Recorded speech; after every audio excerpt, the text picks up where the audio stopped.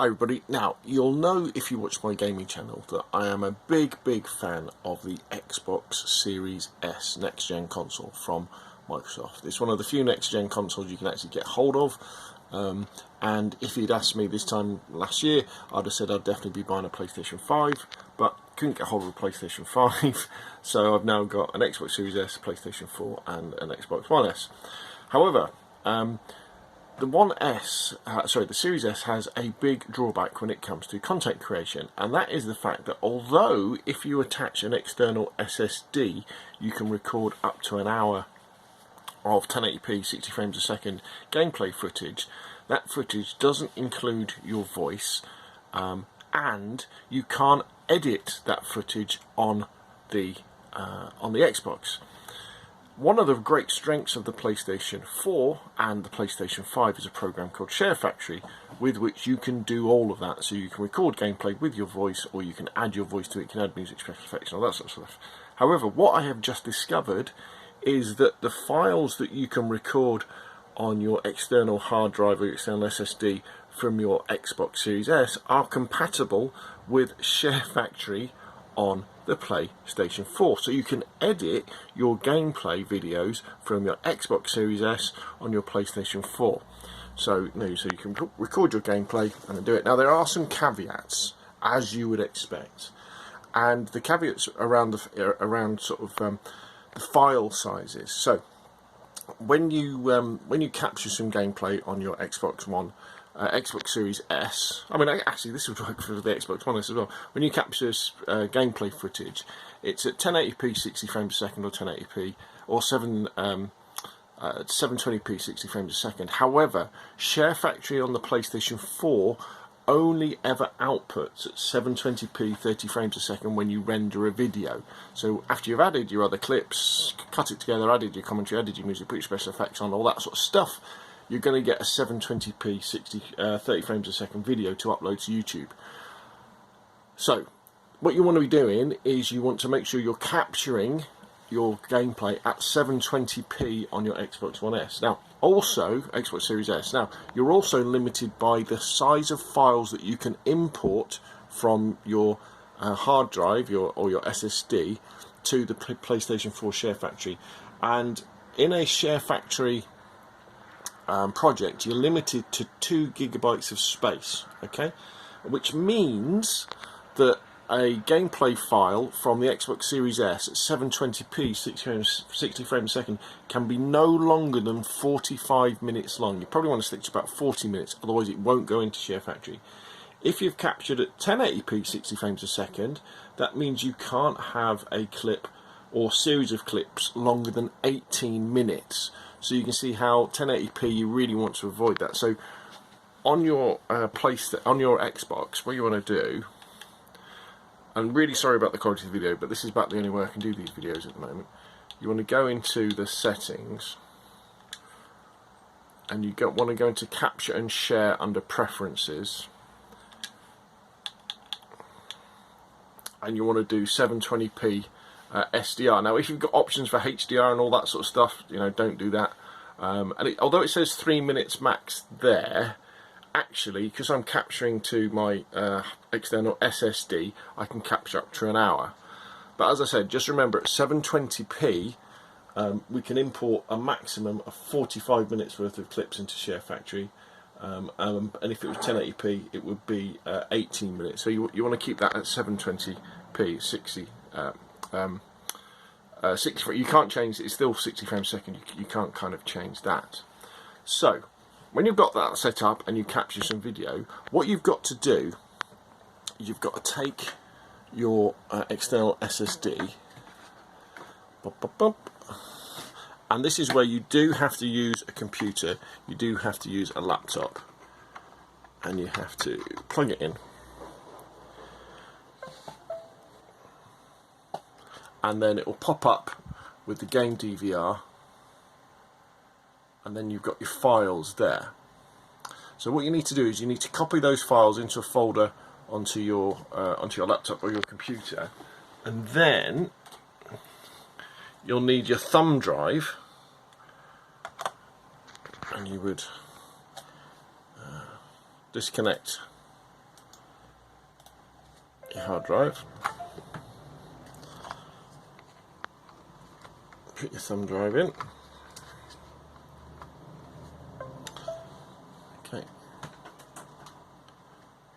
And you would then copy the files into the thumb drive. Now you have to have the correct format for the folder where you're putting those. So these are my example videos, you can probably just see here.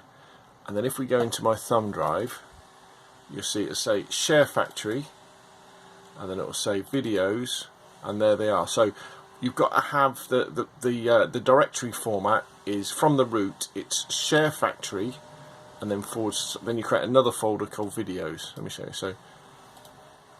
So we go into the thumb drive, and it needs to say Sharefactory. Hopefully you can see that. So Sharefactory like that, and then you have another folder that you titled videos, and that's where you copy your Xbox files from your laptop onto the thumb drive like that. Then you can take that out, you put that into your PlayStation like so,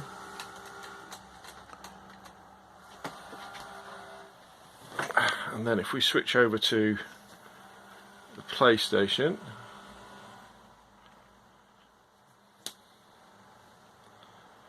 fingers crossed it's going to fire up. Sometimes my old TV doesn't really do this very well. There we go. And then normally when you fire up Sharefactory, then fire up Sharefactory and you'll be in that, and you go down to import content, you'll see there, import videos like so, import, well, start up there, and then it says import from USB. You might just be able to see that. It says import from USB. Loads of the clips, and there's the clips there, and you'll notice down the bottom it says there, so you'll see we've got a 2000 megabyte limit. So that's the limit that you can import stuff. So then you would just go to the clip you wanted to import. See, this one will be too big, so because that's a 38-minute clip at 1080p, so it's going to be way too big. But this one, ooh, be alright if I press the right button, wouldn't it? So we've selected that one. You probably can't see, but a little icon has appeared. And then we can come out of there, and then when you go to create a new project,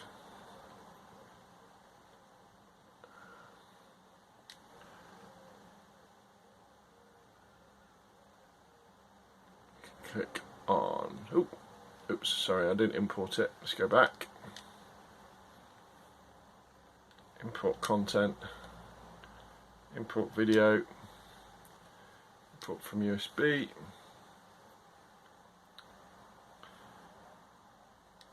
we want that one, press square to import it. And also remember, unlike the Xbox, the PlayStation can connect directly to YouTube as well. So once you've edited your video and added your special effects, your commentary, cut down the clips, added more clips, all that sort of stuff, you can upload it straight. So there we go, so that's now imported.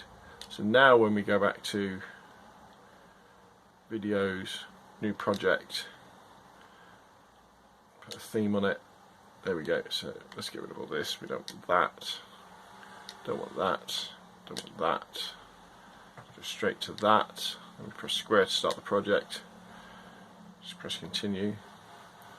So there, my friends, is an Xbox gameplay video. Let's get it playing. An Xbox gameplay video inside Sharefactory on the PlayStation 4. So we're editing gameplay captured on the Series S on a PlayStation 4. And then, you know, do all your editing. I mean, there's plenty of tutorial videos out there how to use Sharefactory. And then you would come out of there. Let's go back.